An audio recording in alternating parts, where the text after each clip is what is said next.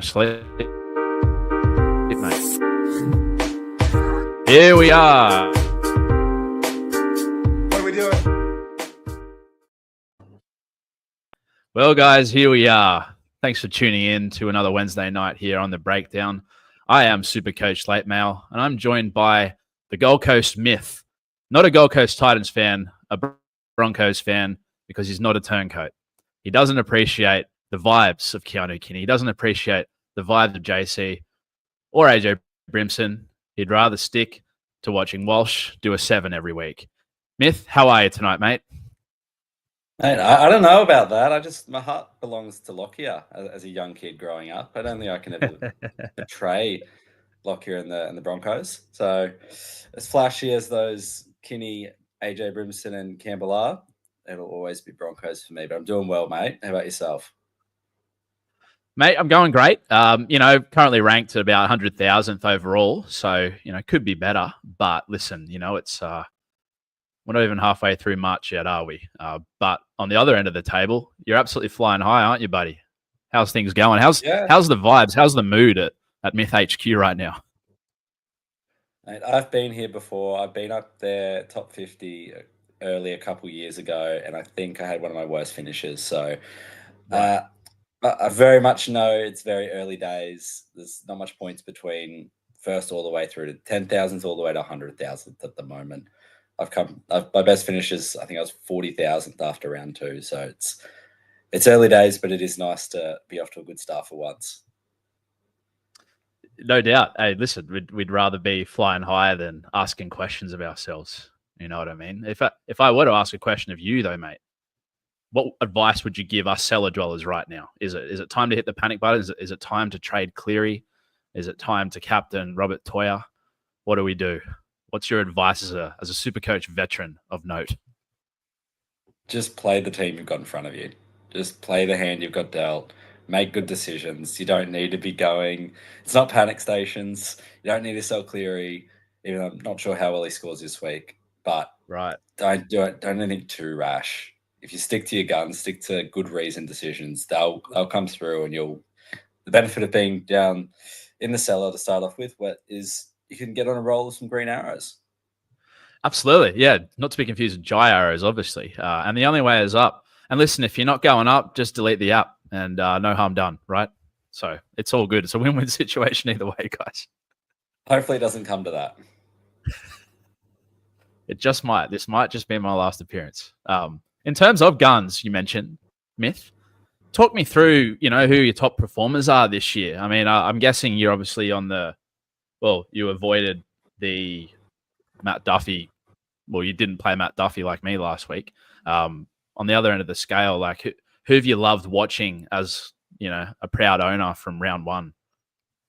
Well, obviously I'm in the Tua Piloted pod, and I didn't actually get to watch round 1 because the Cyclone to be had taken out my power. So I couldn't actually watch that game. So it would have been a very nice 20 minutes to watch, but he decided to turn it up again on the weekend. And I was having some beers at the pub whilst watching him really get a lot of those points in that last half an hour again. The try assist, the tries. It's always fun when a pod comes off. And how do you react in those moments, Smith? I mean, you're obviously, again, a veteran of the SuperCoach, rankings in terms of getting high up. Are you up and about? Are you kind of necking beers when you see Tui Pilotu crash over and do the dollar sign? Or are you like, hey, it's a long season, boys, calm? Or are you like me where you live in the moment and you're on your feet when, Hopgood makes a tackle? You got to enjoy the moments. You got to get up and enjoy it when your players are doing well. Like it's a painful game when even just today, right? Every Lucas owner just not happy, and you're going to get those hits all the time. So you may as well enjoy it when it's winning. Have a beer, get up, cheer him on. Not sure about a Hopgood tackle, but the way he's played so far is, a missed tackle's coming not too long after. Yeah. Yeah, well, that's interesting. We could even start there if you want. I mean, I'm in the Hopgood camp for better or worse right now. Probably more to the fact I reckon he'll come good. I mean, I've got a couple of points.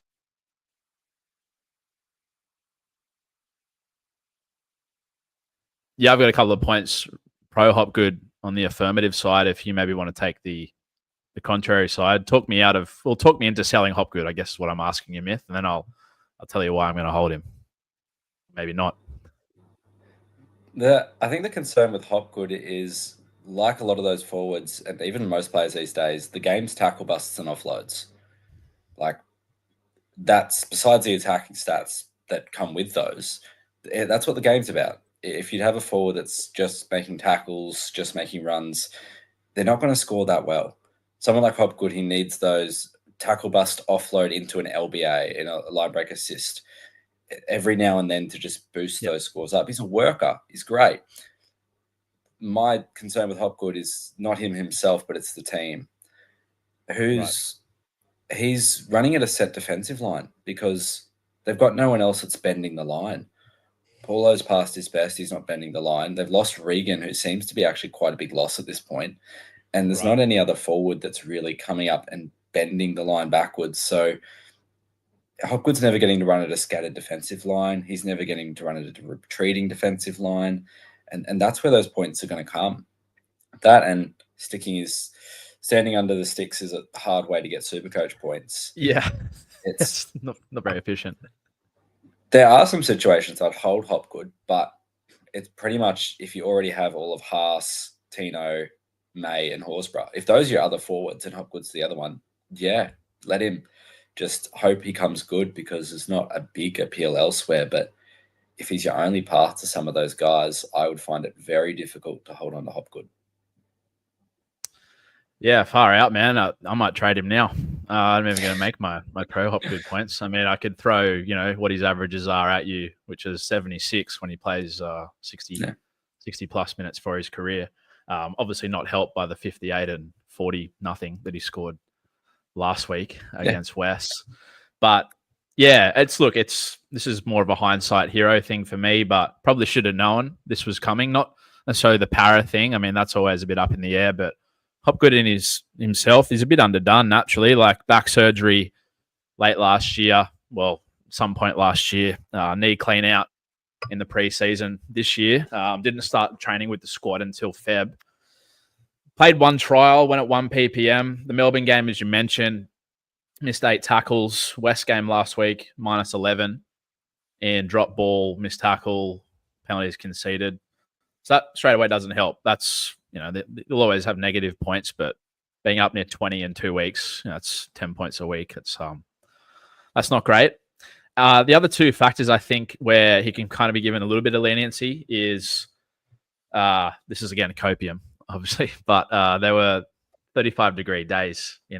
Melbourne's probably the first time it's ever been 35 degrees in Melbourne, and then again in the depths of Western Sydney last week, probably more like 42 out of Parramatta. They aren't necessarily conducive conditions to middles. I mean, Terrell May obviously went at 1.7 ppm or something, so that kind of nukes that argument. But if he's tackling a lot, he's expending a lot of energy, the runs aren't going to have much more punch in them. And we've seen that given the fact that he's been swarmed, essentially. When he's had the ball, very few runs over 8 meters for Hopgood.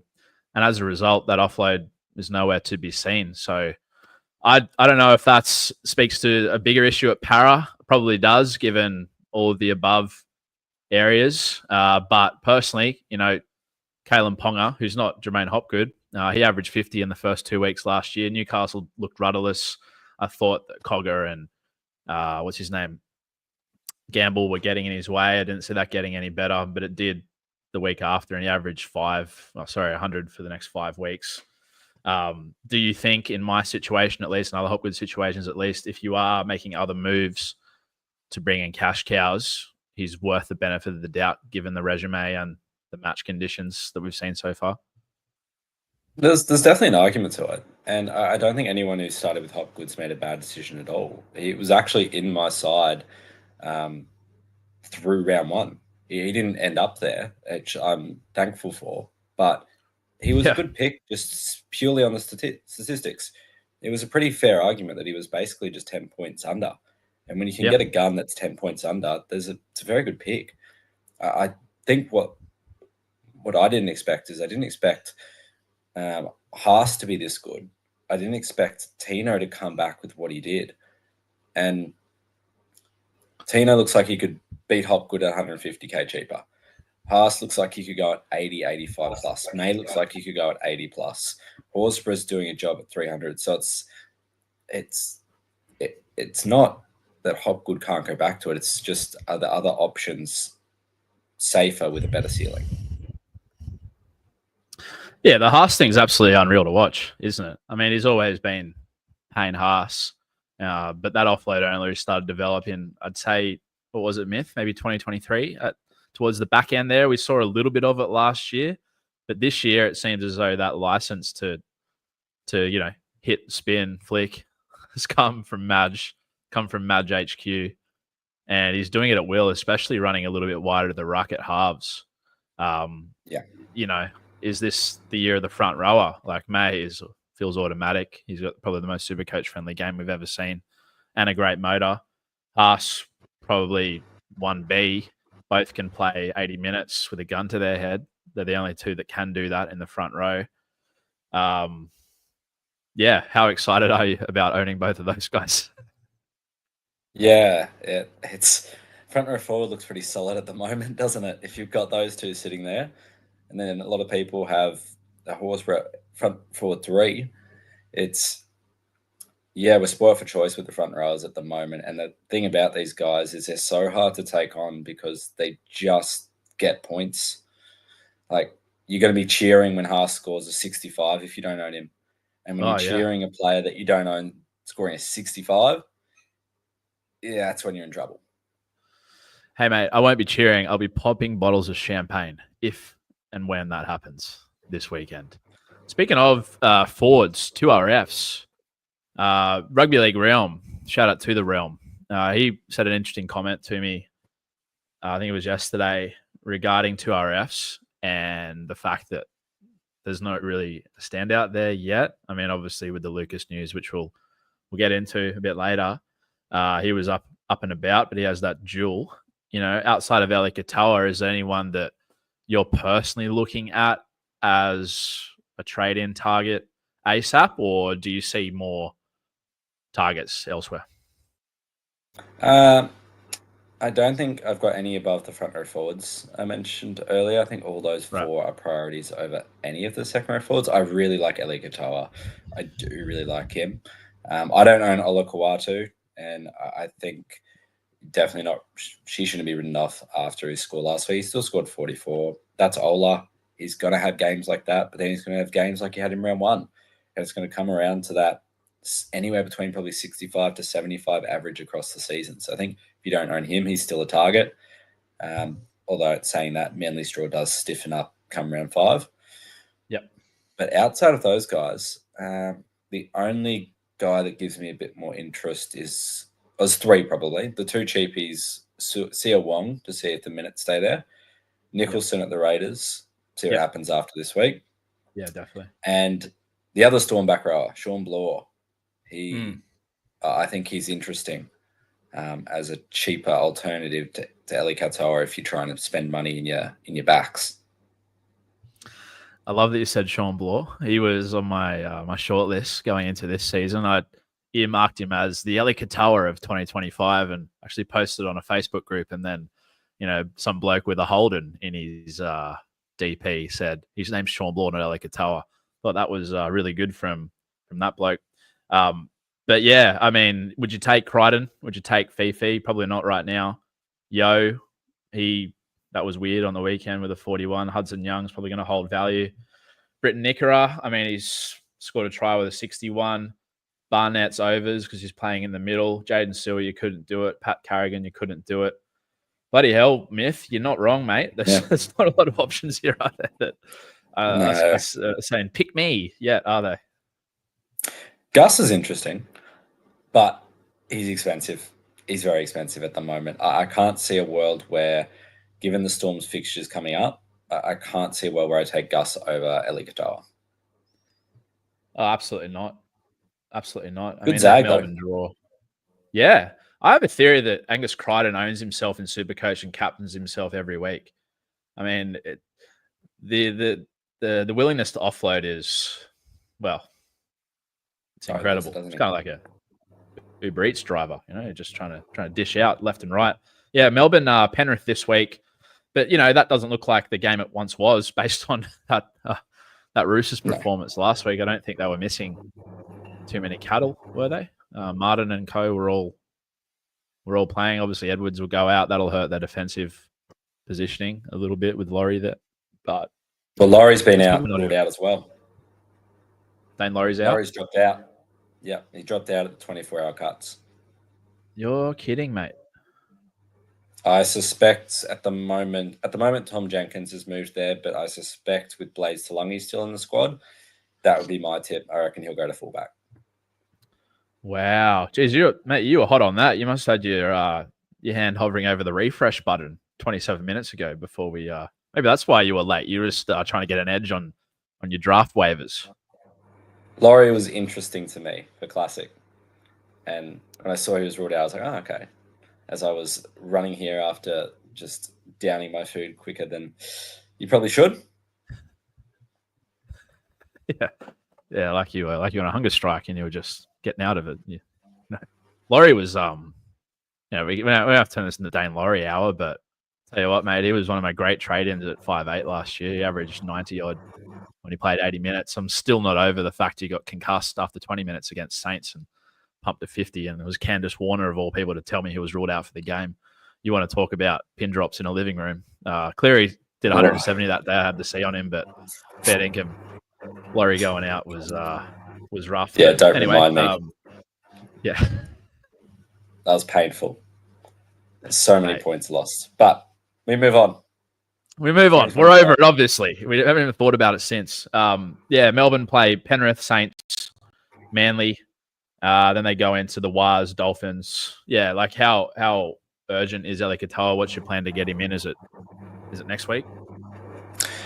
I don't have a plan for Eli Katoa at the moment. I'm trying to look at the Storm in terms of who I want as key assets quickly, and I think tomorrow night's game is going to give me a bit of information on that. We'll know some scores. For example, if Munster puts up a good score tomorrow night, he's going to get out of range pretty quickly if you don't own him. So curious on him, curious on Pappy, curious on Bloor, curious on Katoa, curious on Howarth. There's a lot of watches tomorrow night for the Melbourne Storm, especially as I don't own any of them. And what is it you look? Yeah, right. Yeah, we all owned Howarth for probably 6 weeks in the preseason, but bitched out for whatever reason by the end, and that was great to watch him score a ton in round one, wasn't it? Look good. Who is it that you? Sorry, what was that, mate? He looked good, didn't he, Howarth? Yeah, he's just a great footy player. I mean, credit to Melbourne. What is he, like 22, 23? Only really half a year in first grade. Any other club would kind of rush a guy like that in, as a 18, 19-year-old, but they let him kind of marinate up on the Sunshine Coast for a couple of years, didn't they? And then once they had a look at him, Remus Smith was out the door quicker than my ex-girlfriend, It was unbelievable. Yeah. The quality ball he got against Para was really caught my eye. Absolutely. So you're looking at those 4 or 5 guys tomorrow night. Yeah. Specifically going to need to see from any of them to basically make him an urgent trade. I mean, scores obviously, but is there anything in particular in a game sense you're looking for? Because you think of the spot at Mel. Is it a matter of chefs in the kitchen? Does one suffer because the other 3 are going well? I mean, where do you stand on that theory? I think in a head-to-head standpoint, in a single round, you're not going to know which one's going to do the damage. But across more rounds, so across a 6, 7, 8 game sample, I don't think it matters. I think they might go 50, 60 one week, but then they might go 110, 120 the next. I'm not too fussed from that side of things. I think they'll all score points. The big stuff I'll be looking at tomorrow night will be shape. It is Munster sweeping across to the right. He did that once in the Power game, and that frightened me as a non-owner. Wow. Yeah, they ran block shape. Hughes running to the line, went out the back to Munster on the right. So that scared me as a non-owner. So if I see that again, that's going to be alarm bells for me. How much are they using Howarth? Was it a game plan to keep turning him inside against Power on a hot Melbourne day? Or was it a sign of things to come? Pappenhausen had so many good opportunities in that Eels game. Again, want to see the shape for him. That's probably the three big things. I think I know what to expect from Eli Katoa. I know what to expect from Jerome Hughes. Know what to expect from Sean Bloor to some extent. So Munster, Pappy, and Howarth shape's probably the big thing I'll be watching. Well said. Well said. That's very, very interesting regarding Munster, especially. You know, if he's popping up either side of the post, the right post, he can then link up with Ellie, play him short, and then he's got Bloor, who's pretty handy short ball target on the other edge, right? And then you kind of got Hughes distributing with Grant. I mean, not a shabby spine. It's a pretty good football team, isn't it? With a point to prove as well. Yeah. I mean, you know, with a bit of chip on the old shoulder. Yeah. Firming as favourites, I'd say, Melbourne. Yeah. Anyone else that's, you know, obviously it's Melbourne crew are all juicy candidates, especially given the draw and the fact they won't change in price next week. Is there anyone outside of that is on your radar right now that's playing this weekend, or are you more just happy to wait and watch Terrell Sloan next week? I'll be waiting on the Storm guys, I think. I can't trade him in versus Penrith. I know a lot of people are saying, they just did well against that. They just folded against the Roosters. They've conceded this much points. It's still Penrith. I think they're going to bounce back, and they'll bounce back hard. Yeah, well, we saw that round one game there last year. It was 8-0, and I think the top scorer was Dylan Edwards with 43 or something. You know, like, there's absolutely nothing doing. What about from the Saints, mate? I mean, we're going to have Gutherson on the table next week at 675K with a negative fuck all break even. Obviously, Pappenhausen, Gutherson, same kind of price. Guther's draw, I'll just read it out to you. Well, they do play Melbourne, then they play Para, Gold Coast, Manly, Roosters, West. So I'd say probably he's in a worse side, no doubt. But in terms of guys who are popping up on either side of the ruck, does Gutherson interest you at all next week? I genuinely can't figure out where I sit on Gutherson. I'm stunned that he's averaging what he's averaging so far, and he is getting all the good quality ball. Like, he's getting all of it.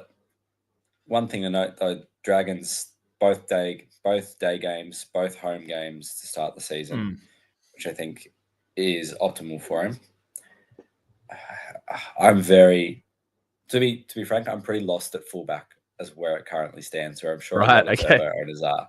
So your weakness. I'm not sure where I'm going at the moment. Oh, you'd be surprised given the ranks. I've had some good ranks that how often I've gotten fullback wrong. It's definitely an area where I've often had the wrong guy.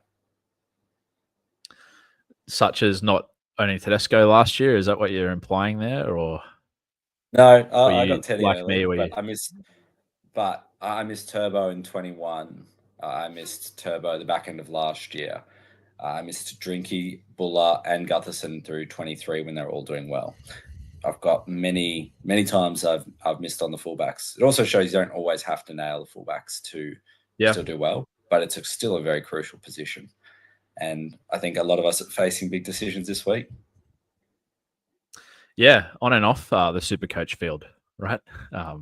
But yeah, listen, I carried Dylan Edwards for way too long last year. I mean, he was great when he played. He averaged 100 almost with the kicking when Cleary was gone for that long. But man, the amount of times he was just sitting there on the bench for me, like doing absolutely nothing. But I was too attached to him to have traded him out. It was ridiculous. So yeah, you don't necessarily need to nail it. Are you a Welsh owner at all? No. I've got Turbo, Ponga, and Iongi. I see. One big Great question stuff. we're getting at the moment is what to do with Turbo. Now, Seabold's come out today and he said he's a 50-50 chance of playing, which says to me he's 80 to 20% chance of not playing. If he's out, are you doing anything there, or do you like the prospect of them playing Para at Brookie next Sunday, Hovo? I think everyone likes the idea of having Turbo at Brookie versus Para. Not me, mate. Speak for yourself. Yeah, if he's 85% fit, 75% fit, he could turn up in that game. I think this is a hard call because the evidence we have for Turbo in these situations has gone both ways. We've seen him be carrying a niggling injury and be rubbish and score 30s, 50s, 60s. We've also seen him look awful and then come out and score big tons. It's damned if you do, damned if you don't. Who would you rather be? The guy that owns him when he hobbles to an 80, or the guy that doesn't own him and you're shit scared behind the couch for 80 minutes on a Sunday arvo in a panic? Ideally in the second scenario, you got points on the board. So you've got scores elsewhere. That means even if he does go big, you're still going to be able to get to a par score or just above. I know we're jumping around a bit here, Myth, but just back to Guther, I've got a stat for you might find semi-interesting. Go for it. Right now, the halves at Saints are Kyle Flanagan and Lachlan Ilias, who, like, respectfully, I don't know if many clubs are jumping at that, to become available. Yeah. Not exactly like dominant playmakers or have a resume of doing so. Flanagan is pretty run happy. He kind of likes to try and win the game himself a bit. And then Ilias is still finding his feet after, breaking his leg last year. So not dominant playmakers. Gutherson, obviously this year averaging 100 and plenty. But I'll throw a couple of stats at you. In 2023, when he played with Brown and Moses, who are what I classify as dominant playmakers, he averaged 65. When one of them was out, he averaged 95. Last year, with Moses and Brown, averaged 56. And when one of them was out, he averaged 77. So we see basically a 30% uptick in his scoring when they're without one dominant playmaker, suggesting that he's a bit more involved. He's sweeping both sides of the ruck. Naturally, a couple of those numbers have been inflated with goal kicking as well, when Dejan Arce wasn't striking them, but yeah, does that sway you a little bit? Like, do you see the fact that, okay, sure, Saints may not be the best side, but they're probably good enough to put 3 or 4 tries on a week? Well, maybe not, but he's going to have a hand in both of them. He's the fittest guy at the club, if not one of the fittest in the NRL, Myth. Obviously the cash grab is appealing to a lot of us, but is there even, a possibility that he's actually a top tier fullback? Yeah, he's done it before. And like you said, you just read out those numbers. If we see 90 average from Gutherson, he's going to be a top tier fullback. Like, is it an outlier these first couple rounds, or is it what we're going to see each week from him? Like, the Dragons have scored, 20 points and 24 points to start the season. Yep. Maybe that drops a little bit, but even then, you'd back Gutho to be involved in the tries, at least some capacity. 3 try assists from both his games so far. It's a high number of try involvements, like, across the season. Like, are we going to expect him to have 60 try involvements? But I guess we're not expecting him to average 125 at 120 either. Yeah, I think it's a very interesting situation we've got in the fullbacks at the moment. Reece Walsh off a 9, but a good run. Pappenhausen killing it round 1. Gutho doing this. Iongi stalling in his cash generation. Turbo injured. It's going to decide who's up there come round 7, round 8. Yeah, let alone, forgotten man of SuperCoach, James Tedesco, pumping out a ton last week. And then Latrell Mitchell returning in a fortnight. it's plenty hard. And Drinkwater with the kicking, mate. That's obviously the Cows aren't going too crash hot at the moment. Drinkwater, like always, he'll just find a way to still average 60, by doing 2 massive 40-point plays like back to back in both weeks. But man, far out. It's going to be a fun season trying to work out who these guys are. There's probably going to be a lot of flipping at fullback, I'd say. I'm keen on Gutherson next week. Almost to the point where I love Walsh. I love Walsh's draw, and I can see the merit. But if I can get rid of Walsh down to Gutho, and Gutho can skyrocket to 800 by the time Latrell gets back, or at some point, then might have a couple more options to then, just more cash in the bank. Put it that way. Not too concerned if Walsh drops cash from an owner. Like I just back him to figure it out. Home track, 4 games at Suncorp. Friday night, classic Broncos. But yeah, Gutho does look enticing. Do you mind if I actually play you a couple of clips from Saturday? Sorry. Which actually also includes your boy, Christian, the money man, Tuipulotu. The first one we're going to look at here is Saints going to the right. I'll just let this clip play out, and then it will start itself again. So what we're looking for here, guys, is Gutherson getting himself into the SuperCoach scoring position, which is the sweeper play. So we see Flanagan take the ball to the line. He passes on to Ilias, and look where Gutho's positioned there. Behind that first lead runner in Sewer, I believe, Myth. Yeah. And then what they do is they see Cody Walker shoot out of the line. The winger comes in. It's obviously, Sully probably could have scored that himself. But if I'm looking at Gutho, he does really well there as well, actually, to hold the ball up and drag that winger in. But man, he's in such a nice position to succeed there, isn't he? Yeah, he's in the key spot.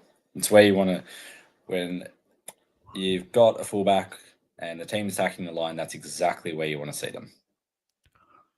Yeah, like Tedesco last year was like that, wasn't he? He just would hop on the back end of shape, execute his little tap-on play. And the thing that makes Tedesco really good is he does it on both sides of the ruck, as does Turbo. But what we're going to find here, guys, is Saints in the second half doing the same thing, but going to the left this time. So again, same shape. You've got, I believe that's Ilias first receiver, and to Flanagan. Double lead between Leilua and Val. Both good line runners, both a bit of gravity. Winger jams in. The money man's over in the corner. But again, look where Gutherson is. Makes a great decision to get rid of the ball quickly. Finds Tuipulotu, scores the easiest try you'll ever see. Myth, that's 2 clips where the guys inside him make his job a lot easier, but Gutho makes the right decision. And I think the thing about this is, mate, it's fairly replicable as well. These aren't complicated movements. These aren't complicated shapes. And finishes on the outside. He doesn't even have a decision to make.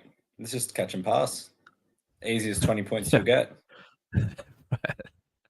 It's a good catch and pass, to be fair, under pressure. But, 20 points there. And I reckon if you looked at all the Dragons tries this year, there's probably quite a few that have just been those catch and passes from him. If you went back and watched the Charity Shield, there's probably a couple of tries to Finau as a result of Gutherson sweeping. Absolutely. And I think it can't be understated, the gravity of Holmes in that situation. Like, we all know what Val can do. He's going to attract it.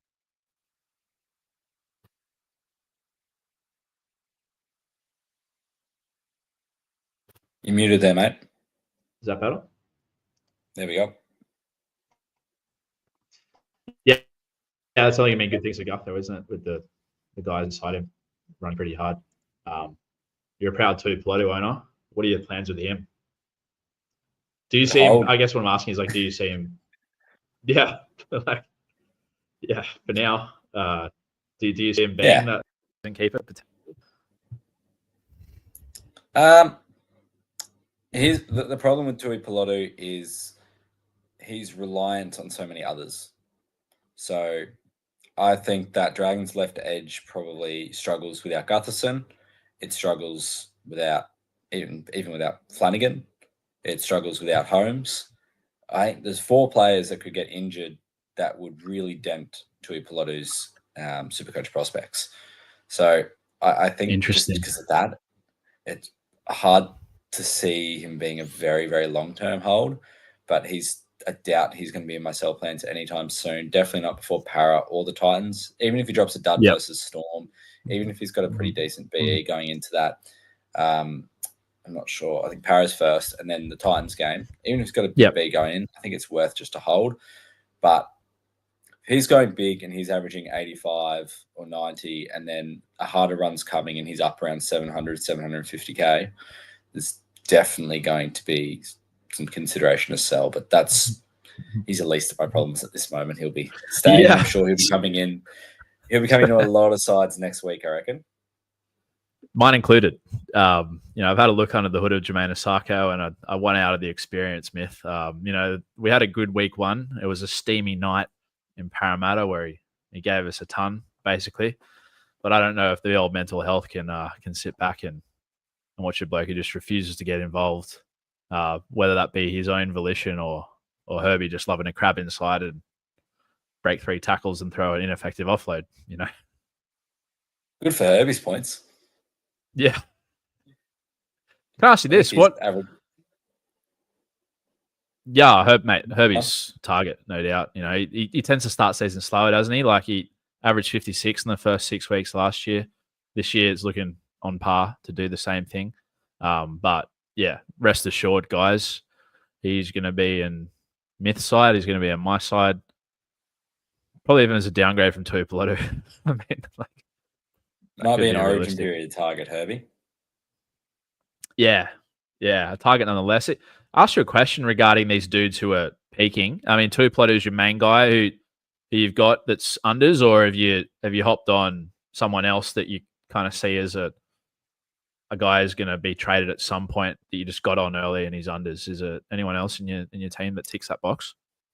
Not really from a cheap perspective. I mean, from a more expensive. Besides the cheapies that I've got that everyone else has, I don't see there being too many others. Not above 500K. I think the mids, like your Metcalfs, your Deweys, your I can't even think who else is in that 500 range. Your Safearts, the people have the Gilberts. I think those guys Piacora won't be Piacora. No, don't see it happening.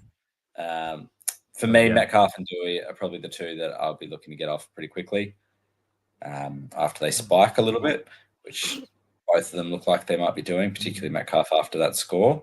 But no, Tuipulotu was in my side at that price for the idea of I'll have a punt for 2 weeks and I know I can use his cash to go down or go up if need be come round 3. And if he flies and kills it, then even better. And option B has occurred.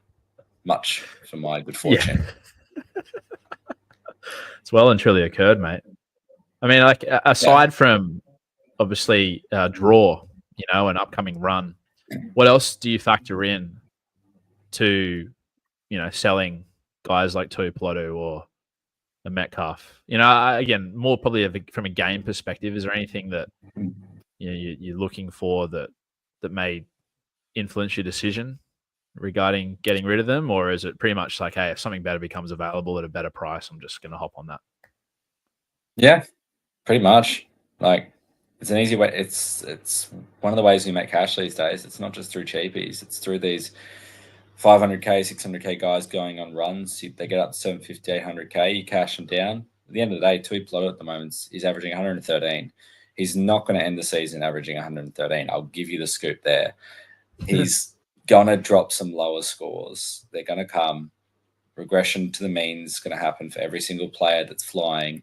The only exception to that was Trbojevic in 2021.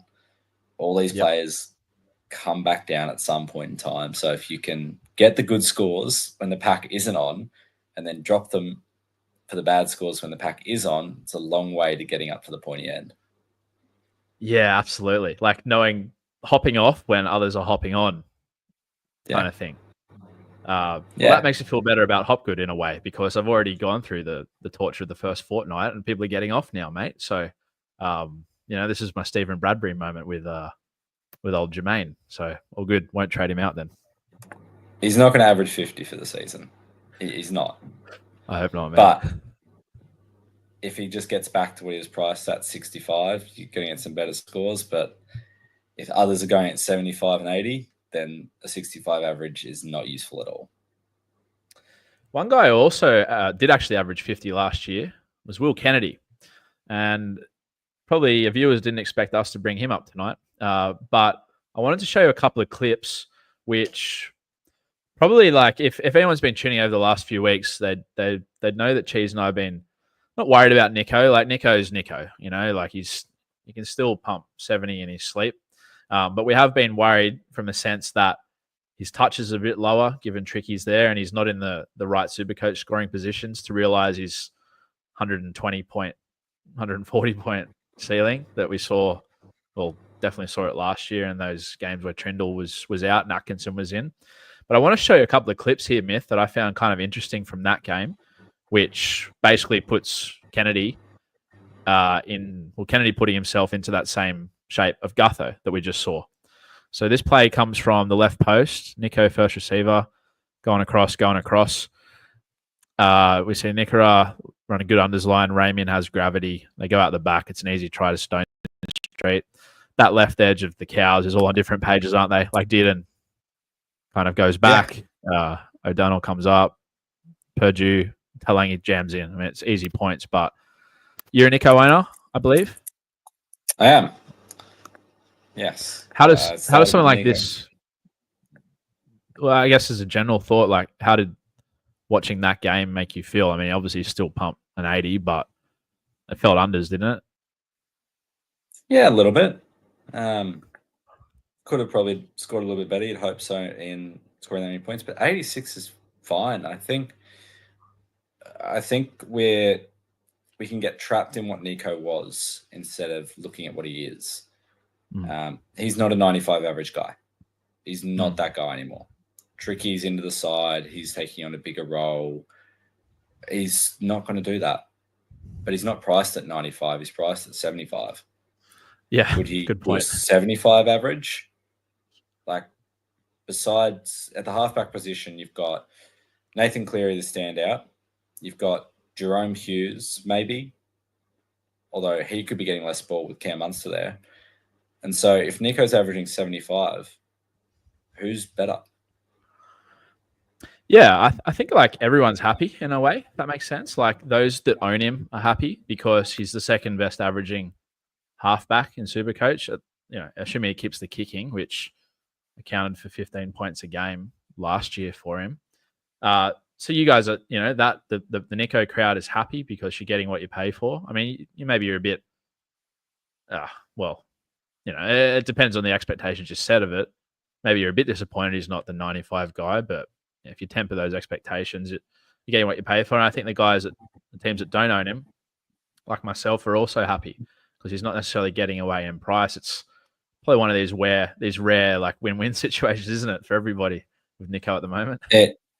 It doesn't look like he's going to kill non-owners anytime soon. Home game this week against the Bunnies on a Saturday afternoon is about as good as it can get for Nico at the moment against a left edge defense that's really struggled. But you just saw right there, it might be Kennedy the one benefits. But that shape isn't new for Will Kennedy. I was just looking up then when Nico averaged 95 in 2023, Kennedy was averaging just under one try assist a game. He had 16 in 19 games. Sorry, right. Might have been 14 in 19 games. So not quite one a game, but 3 in every 4, basically. So I don't think that's an issue. And the thing we saw in the trial was Nico would run that exact shape, and then he'd just throw the cutout. He'd just hit the winger himself. Long ball over the top to Stone Street, getting Tamale interested. Yeah. I believe it was. We'll see that at There's some one point. Yeah. For Nico, yeah, absolutely. Stone Street can hold his wing, hold his width pretty well. Yep. Tell you what, yeah, it won't be the funnest watch once again as a non-Nico owner against South this week. Although they do have Wyden back and Tass will be on the wing. Last week it was like Bentley Harpe and I think Tass was the centre. They're a bit disjointed, so maybe that does strengthen it a little bit. But then you've still got Cody Walker, kind of independent contracting as a 36-year-old, 35-year-old in the defensive line, and Bisako scored a double. On round one against I them. think it's a good week to be a Stone Street owner. I'll tell you that much. Yeah. Maxie Bryden actually sent me a voice message a bit earlier regarding Stone Street, because we were having a bit of a Saab versus, just Saab conversation. And he said, Reese, like, don't sleep on Stone Street. I mean, he's pretty much the same thing as Saab, but arguably in a better team. I don't know how I feel about that statement, but, he's got probably better guys feeding him inside at some more consistent right edge. In a vacuum, well, any interest in Saab firstly, but if you are looking at someone at that 500K price point, would you consider Stone Street as probably not you, but if someone's looking at those two guys, like, could you talk him in or out of both of them? I've looked at both of them this week. Both Okay. of them are people that it just comes down to what I do with Turbo. If I want to just bite the bullet and just trade him out and go to another gun fullback and just hope that they can match him in the meantime, that's an option. The other option is hold and wait as long as I can, and if he's ruled out late, go to someone. That's where Saab becomes quite interesting because he's got that low BE. And as I've got Garrick as well, going into that Manly Para game next week, if Turbo is there and I don't own him, if I've got Saab and Garrick, then might limit the damage a little bit. So there's some appeal there. -50 break even. Stone Street something similar as well, but could be a longer term hold. Having a center wing in that flex then allows a few different options next week to get to a Pappenhausen, a Gutherson if you need be. I think they're both quite good, but there's just so many good center wings. You sound the same as me in the sense if we both see Turbo ruled out on 24-hour team cuts or some weird shit before kickoff, I'm probably jumping on Saab straight away.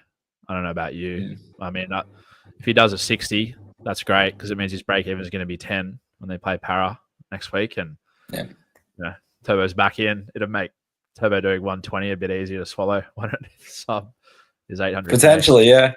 Or the ball goes down the left, Turbo scores 130, and Garrick and Saab are left with 40s or something like that. So it's so hard to hedge these gun fullbacks. I really don't think you can. And the analysis that Realm and I did throughout the preseason kind of indicated that you can't really hedge these guys. They're just too good. They score in too many avenues. So if you talk yourself out of Saab and Turbo's got to go, who's on your short list of fullback trade-ins? I mean, obviously that flex center wing thing is great, but is there anyone who's a plan B if you don't like the Saab option? I can't give you a short list at the moment because it's a long list. The amount of options I've looked at Tedesco, Walsh, Kinney, Saab, Stone Street, Pappenhausen early, going to Munster. All these guys have been ones that have come into my considerations. I was originally, before the Lucas injury, was going to just go back to Preston because I was going to be trading out Preston, but now that option is off the table because Lucas will have to go. So there's a whole lot of options that I'm looking at. I think using that flex is definitely something people should consider. Like I've seen people going, if Turbo's out last minute, I'll just use a boost and get Starling in there and then trade someone out next week and move Starling up to hooker. That could work. Yeah. Yeah, and take your 550K and run with it, Yeah, you'll be able to use that to get back to a gun fullback pretty easily. You're a Lucas owner? Well, I mean, until today? Yeah. What are you doing? Tino. Easy. It's simple. Not even considering really any other options. 80 in base and power, first game back. Des using him in short stints to combat his lack of match fitness. Hungry for any attacking stats. Like when he ran onto that ball so hard to get over the line. Yeah. It's exactly what you want to see from your middle forwards.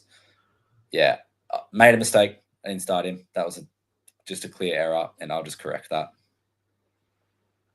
What about yourself? What do you say? Lucas? I am. Yeah, I am. Okay. First of all, like, we can have a Dylan Lucas appreciation hour if you want. Yeah. Probably like yourself, Myth. He was in my team from whenever Team Picker opened in December. And slowly but surely you see his ownership rise into the double digits. So maybe this is like kind of low-key good in that regard. But yeah, he was looking on the verge of Origin Smoky kind of candidacy, wasn't he? He's a good footy player. He's a good footy player, Myth. I'm moving on. There's a lot of people in our Gibbers chat, and shout out to the Gibbers who are tossing up holding him. I really don't like that idea for a couple of reasons. One, 2 to 4 weeks. He's obviously not playing this week. He won't play next week because of the bye. He's no guarantees to even play in round 5, is he, Myth? Given the hammy. And he's also no guarantees to even be starting in round 5. They may do some weird minutes integration like they did with him last year.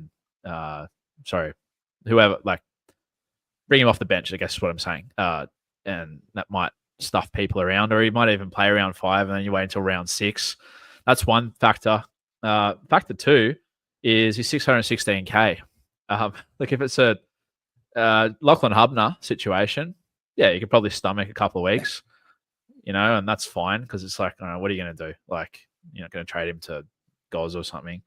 But 616k, you've offered up a fairly decent solution in Tino that's cheaper. For me, though, personally, mate, I'm getting in Tamale and Arthurs this week, just chasing a bit of early season cash. Originally, I was actually going to have to get rid of Turbo to do that. Up until that Lucas news today, Turbo wasn't in my team. Sub was. So, yeah, kind of not happy that Lucas is out, but also kind of happy that it's Lucas that allows me to do that instead of having to take a chance on not having Tommy this week. Yeah, look, I think I agree with you. I think it's a trade. I don't think there's even a debate. This is a hamstring injury for a guy that's had a few hamstring injuries, and they've ruled him out straight away. Yeah, he's had a couple. So he's one that I'm not hesitating on. He's straight out, 616k with no guarantee of being back within 2 weeks for that round 5 game. Gone. I'll look to bring him back when he comes back in. He's going to have a low break even, which is a bummer because you're going to have to move on him straight away. But no doubt. At SuperCoach, players get injured. You got to trade them. One of the things I really loved about Lucas, probably more from a future standpoint, was his duel. I'm a big proponent of having that 2RF centre wing duel, to the point where I've actually got Kane Bradley in there, and I'll hopefully carry him for as long as possible, just given the trade flexibility it offers. You've mentioned Tino. I can see why. He's a pretty good footy player, pretty good SuperCoach player as well. Is there even like a possibility you consider Beau Fermor instead of Tino? For a couple of reasons. One, the duel, so you don't lose anything there. But I really like what I saw from Fermor on the weekend. His base power was high 40s, so not quite Lucas levels, but he's playing on the left now. He's a left-handed bloke. He's getting that left mitt free. Kind of what we've seen with Marju this year. He's offloading. That increases his base ceiling. Obviously, same with Haas as well. Playing a pretty high-octane offense. Probably robbed of a couple of LBAs offloads with drop ball and smothering Dog's defense. Is there a case to bring in Fermor for you instead of Tino? Not for me. I think it's a good option, Fermor. But last year, Tino, what was it, before the ACL, 2023, had a 77 average. From what I saw, I didn't think he'd go back near that. From what I saw in round 2, I'm going to go back on that. He can definitely go up to that. Even if he doesn't, getting a 70 average from a guy priced at, 53, I will snaffle that up and I will go take that to the bank. Mate, you'll take it to dinner. You'll take it for dessert. And then you might come home and have a shower with it as well. Rub a bit of lotion into the old bod. Sometimes the vanilla option is the best option. Yeah, a bit of missionary. Yeah, Sometimes it's the way to go. Sometimes. Sometimes. Not on anniversaries. Listen, mate, so a couple of questions for you here, Myth. We'll definitely be asking you the questions because, I have no answers at the moment, to be honest. Again, I played Tom Duffy last week, and, that was actually because I reversed a trade and he was the only one that not important to tell war stories when you're ranked 100,000th. First one comes from Tyler. Shout out to you, Tyler. He says, Myth, I need your help, mate. Can you please rank Lucas, Hopgood, Turbo, Garrick as sell options? I think we kind of already answered that, but nothing's changed. Yeah, I'm guessing since Lucas is one. yeah, Lucas is definitely one. Hopgood vs Turbo's hard. I have Garrick at 4. Yeah, I think definitely. He's fit. The BE's not too high. He's got the Raiders, got the Eels. The only reason he could be a little bit higher is if you're doing something funky with trading out Garrick, having someone in your flex that you can move back to Turbo later. Seen a few people looking at that. Yeah. So maybe, but I've got Hopgood at 2. Lucas and Hopgood for me. It's funny, isn't it, Myth? Like in the preseason, the amount of like, oh, you got to have 3 gun fullbacks, or like, oh no, Youngie or Voldemort's the best option. This flex, this completely gets turned on its head like 2 weeks into the season, and then we're like, oh, the flex is actually sick for so many different players. Like whether it's the cash jet option or like that dual thing where you could have someone in 2 hours. You know what I'm saying? Like it really opens up Pandora's box and makes spreadsheets really fun. The plan I was looking at is if I found out Turbo was out on Sunday, I was going to trade him to Preston, free up enough cash, and then and have Preston in my flex, and then next week go Gutherson to Pappenhausen via the flex. Like there were so many options, but now I hold Preston, and as Realm has reminded me, these are the times where myth on the dick occurs, and Preston's going to roll over for a double after I would have sold him before the Lucas injury. Myth on the dick, eh? Yeah. Well, you've definitely been mythed on the dick with old Tuipulotu this season, haven't you? Yeah, yes, I have. I think that saying was coined somewhere in secret last year, and it is very much stuck. Yeah, you and about 18 other blokes have been mythed on the dick with Tuipulotu. How good is that? It's even better when it's like that, isn't it? Mate, next question comes from Reese. How are you, Reese? Not to be confused with Reese. He says, I've got Hosking injured. Going to go Hosking to Starling and Duffy to Humphreys. And the obvious Purdue to Jesse. Who's Jesse? Arthurs. Jesse Arthurs. Do you like it? I don't mind it. That's a lot of cash gen. Yeah. It's a lot of cash gen. Like I think as long as you're not prioritizing all of those guys over your Haas types, then yeah, it's sweet. Actually, I don't know. I don't know how I feel about the Humphreys move. I mean, obviously, look, I'm sure you're like me and you've watched a bit of footy in your time. You can see Jamie Humphreys is a pretty decent footy player. Then you see Luke Brooks throwing intercepts for Manly, and you're like, well, why did they let the good guy go? Yeah. Do you think Humphreys is an option? Given, look, he's going to average 50s, probably 200k unders, so he's probably an option by default. But like Latrell comes back and takes the goal kicking in a couple of weeks, doesn't he? Yeah, Humphreys is tricky as well. Sharks and Penrith, the next 2, is not what you want to see from attacking point of view. I don't mind him. There might be better trades there without knowing his side, I think. But he's going up from Duffy to Humphreys. He's going up from Purdue to Arthurs. So I'm guessing he's got little cash in the bank because he's going Hosking down to Starling. Guessing via Watson without having a look at his side. But sounds it. Yeah, if you can find a way to go up to a gun and with the 2 cheapies, that'd be potentially better. But yeah, without seeing his side, I think Humphreys is still fine. Yeah, or just say fuck it and don't go vanilla and bring in Sam Stonestreet for the vibes, man. or Blaze Talangi.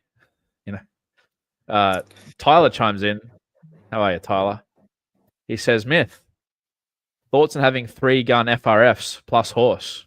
Well, I know your thoughts. Yep. And the dirty, dirty thoughts, aren't they? I'll have all 4 of them. Who knows? Maybe you can add AFB closer to the origin period and run 5. Oh, my God. Don't get me started. I've got 2 of them at the moment. Obviously, I'll get Tino in for... I've got Ethan Bullimore there doing one of the great cash flow jobs. He'll go up about 17K next week. So that looks good. Hey. 17K closer to Tino. You know what I mean? You know what? When Ethan Bullimore crashes over for his second line break try on the weekend, I'll be thinking of you.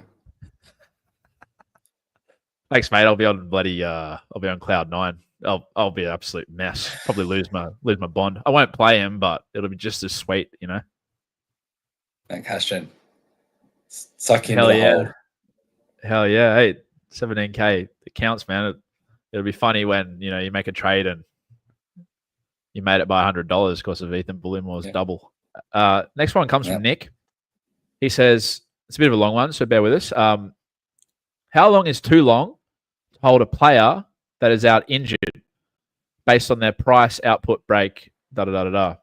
Generally speaking, how long are you guys happy to hold an injured player for at this stage versus further down the line into the season? So we can probably use Lucas as a good yardstick in this conversation. Let me put it to you this way. Like, we've already kind of discussed that he's worth getting rid of.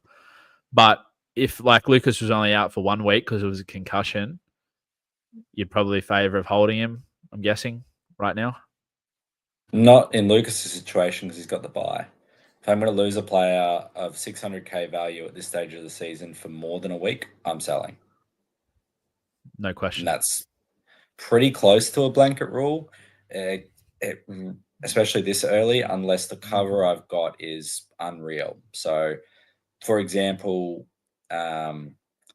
if I lost a centre wing, say it was Marju or say I had Lucas in centre and I had Toya outside of my original 18 and I could bring in Toya for the next 2 weeks to cover it, that would be different. But most people at this stage of the season is going to have Toya in your starting 18 before that, and you're going to bring in a Shibasaki.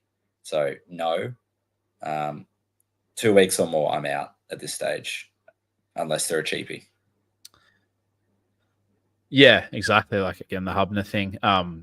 Yeah, for me, like, did have Hopgood, Lucas, and Watson as my only 3 2RFs with White, and then guys Dimitrik and some bloke who's enough, Simpkins, I think, on the bench there. So, yeah. Well, I'm actually going to probably having to play White, or maybe I play Bullimore, mate, just based on our chat here tonight, and just fuck it, Bullimore season. 1 more week. Let's see what he can do. Please don't play Bullimore. Don't do it to yourself. I'd be back in these centre wing guys more than these front row forward guys. I'd rather take a punt on Shibasaki for a week than a White, to be honest. White seems like pretty likely to be a 50 to 55. Shibasaki could go bigger like we saw round 1. Definitely these Tamale, Toya types, I'd definitely be playing those guys over them. But yeah. Next question comes from me. Go on. No, okay. Do I play Arthurs this week? Oh, no. This week. So you benched in the first 2 weeks? Well, no. Like Howarth, mate, I had him in my team for most of the preseason, but pussied out and got Bullimore in instead. But, should I play him this week? I guess is what I'm asking. I think so. Up against Robert Derby. Right. That's right, isn't it? It's a good matchup. It's a good matchup. I'll be playing Jesse Arthurs. I won't be thinking twice about it. He's my other trade in this week, and I'll enjoy his 25 like the rest of us will. When he's mass traded in and mass played in a game, he should score some tries. But I'll enjoy the 25 with everyone else. That's how it works, guys. All right, that's how it works. This is SuperCoach. it never works out properly, and it's never fun because you've always got issues. Even if you're coming first, you're worried about the guy coming second. But play the smart. You got to play the smart call. The matchup's too good for Jesse. It's Broncos should roll them. Yeah. Well, Penrith should have rolled the Roosters as well. Still scored 30-odd points, didn't they? Yeah, good point. The Broncos score 30-odd points. I'll be surprised if Arthurs doesn't have at least a line break in there. Yeah, a line break, and probably still could score 17 though, can't he? Yeah, he could. Well, Reece Walsh can. Yeah, far out, man. Like Walsh again. I'm going Walsh to Gutho next week. I think, no question. But geez, I'd love to see a little bit more involvement. I actually went to that round 1 game where they played the Roosters just up the road here, and obviously Walsh still scored pretty well. But Myth, like a lot of the stuff in the preseason that had me going about him was like Courier Mail propaganda. Like his skin fold tests have been low. He's leading the team in fitness drills. And I watched the guy pretty closely. Hands on hips still. He hasn't changed at all. Yeah, he's just those fast twitch fibers. He's got the speed. He's got that acceleration. But fitness is an issue for him. And yeah, he's an interesting one. It's interesting how much do you read into last week's score, because the next 4 are unreal for Walsh, particularly the next 2. Yeah, it's now or never, really. Yeah. Otherwise, like you can just forget about having him in the conversation with all of the above that we've mentioned, including Keanu Kinney. Another interesting option. Yeah, mate. Yeah. Oh, there you go. Like, here's one. Gun to your head, right? Turbo's announced out. Can you get Kinney in that day? Are they playing on Sunday? They play the day before. They play after the 24-hour cuts, though. It's not possible, right? You'd be able to go Turbo to Kinney. Oh yeah, but 7:30. 7:30, so you'll know if he's in that 19-man squad Turbo. So yeah, it's an option. My hesitancy there with him is he better than Pappenhausen? Is he better than Gutho? Do you want a fullback spot on Kinney? I'm not sure.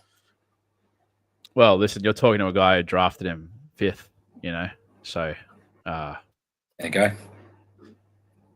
There's my answer. But no, I'd still go sub, I reckon, if Turbo's out. Next one comes from Rami.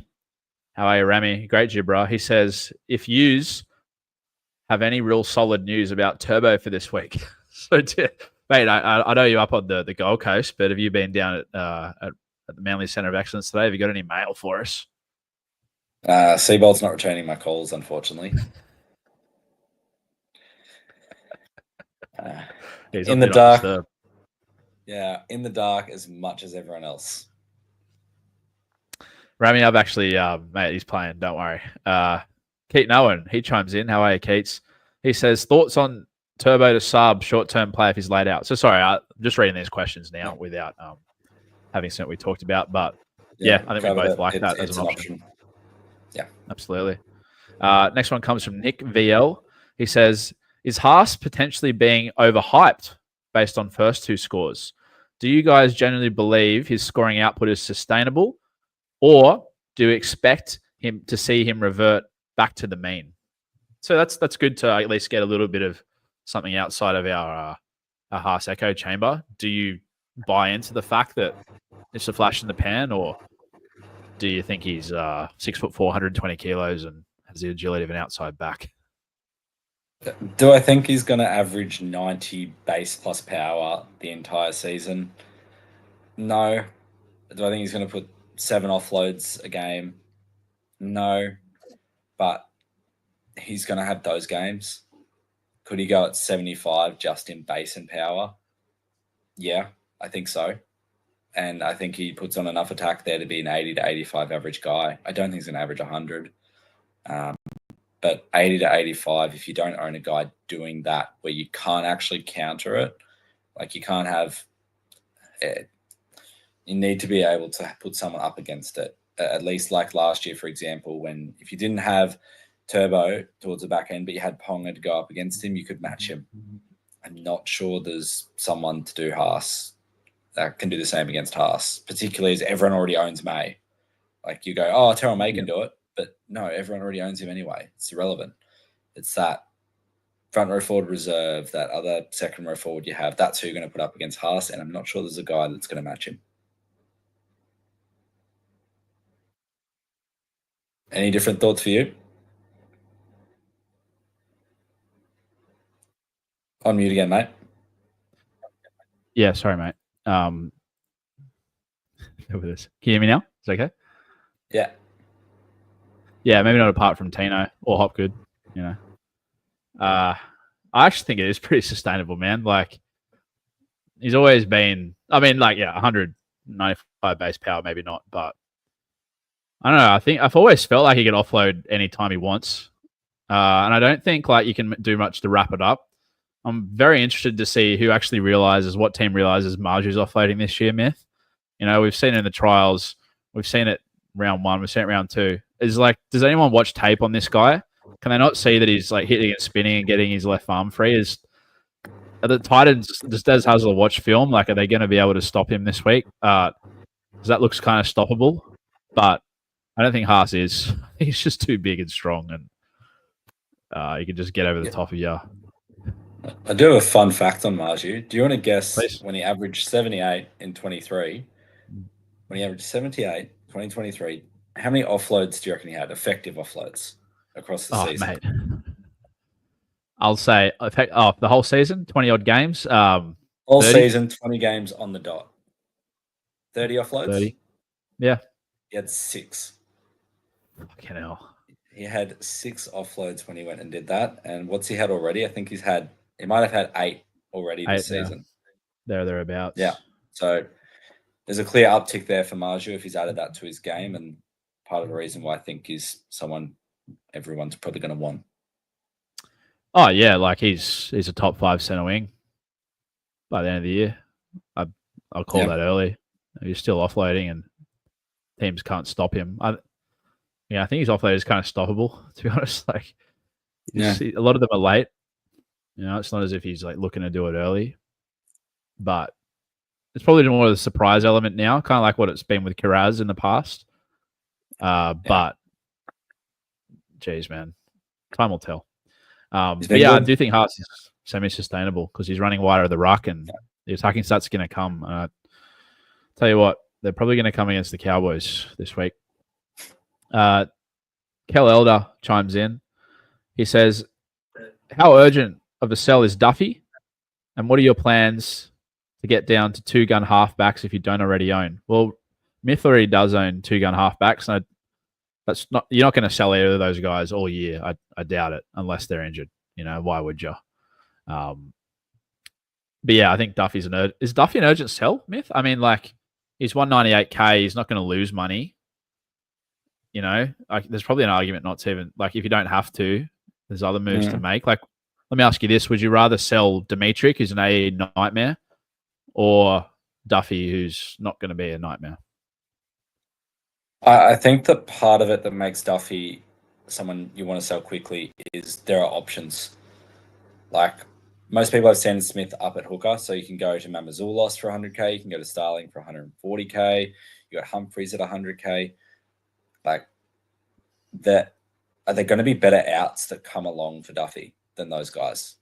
Yeah, good point. And are they going to come along in the next few weeks? Like, Valmanda, Gazewski, Geimer, I got Gazewski, I got Geimer, they're both going to be problems, but there's no one around their price. You could maybe go up to Wong or Nicholson, but we've got an extra week on Nicholson. So I think that's what the part that makes Duffy a little bit more urgent is that the outs are now, like the people you can go to are there now. They might not be in 2 weeks. Well said, man. That's very well said. Unless, you know, you got Metcalf in 5'8", like I'm guessing most will do. Yeah. Then like a Dewey or a Brimson kind of type in center wing, and maybe you could do it that way. Yeah, that's what I've personally done to get to Tamale. We might have Robert Derby in a couple of weeks. We might have Jenkins in a couple of weeks. Yeah. We might have Stafford Toa next week. So, like, if you've got that avenue, I'm just about to say Stafford Toa. Like, hey, the Chibies are back, baby. This is the second wave. Everywhere. They're everywhere. And a few of them are about to die, and we're about to go into carnage mode, I reckon. Well, we've already seen some bloody die, mate. Geimer, Yeah. we've seen Dimitri, barely, no signs of life there, unfortunately.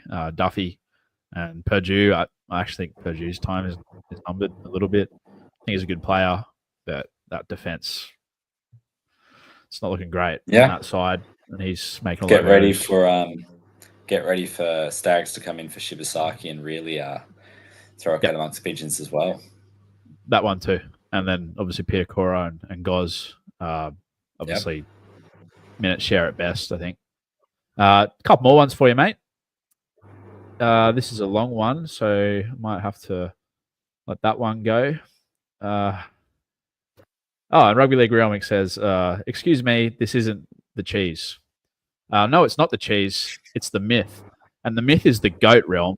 The myth is one of the sharpest minds in SuperCoach. He's actually got a spreadsheet with all 40-something trades already mapped out. And he also has, different routes if certain things go awry. So we love the cheese, no doubt. But the myth, you may as well call him, the guy with the spreadsheet tabs, because he's all over it. Any parting words for Rugby League Realm? The only words to Realm is, of course, he's not a Lucas owner, because that man dodges injuries better than anyone I've seen. He's definitely not an Isaiah Voldemort, a Youngie owner either. No, he is not. He'll be, and I'm sure no one cheered more than Realm at the conclusion of that Parramatta and Tigers game, and Iongi ending up on 25. I nearly heard his cheers, and he's up in Brisbane. Shout out to you, Realmy, one of the greats. That'll be enough for us tonight from the breakdown. Myth, it's been lovely talking to you, mate. It's been lovely being in the presence of someone that knows what they're talking about as well. You're flying high, mate. I hope it continues. And if it doesn't continue, maybe we'll meet in the middle somewhere in the 60,000s or something. But I'm ready to watch your comeback story. Yeah, I think you're vlogging it, Green after green. Yeah. Hey, get green arrows, smoke green cigarettes. That'll be us tonight, guys. Thanks for tuning in. Much love to you all. Enjoy your round 2 or round 3, whatever round it is. See you later. Thanks, guys.